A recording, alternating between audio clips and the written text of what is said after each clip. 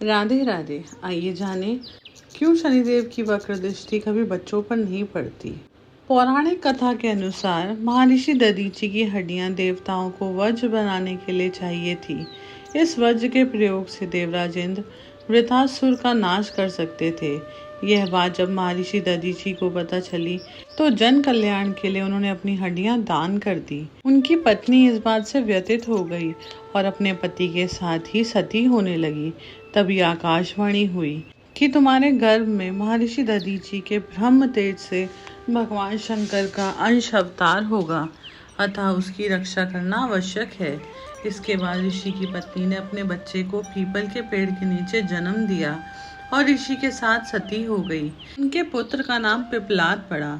Pippalad people के पेड़ के नीचे गिरे पीपल के फल पीकरी को खाकर बड़े हुए।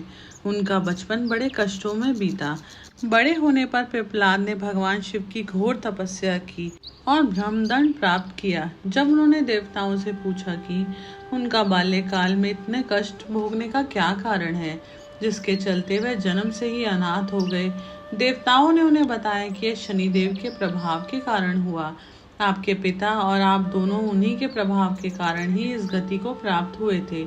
ऋषि पिपलाद क्रोधित हो गए कि शनिदेव बालकों को भी नहीं छोड़ते। उन्होंने शनिदेव को श्राप दिया कि वह अपने स्थान से गिर जाएं। शनिदेव का सामना होने पर ब्रह्मदंड फेंक कर मारा, जिससे शनिदेव का पैर कमजोर हो गया। देवताओं ने पिपलाद ऋषि के क्रोध को शांत करने के लिए बताया कि शनि तो न्याय के देवता हैं, वह तो कर्म के अनुसार दंड देते हैं, इसमें शनि का कोई दोष नहीं।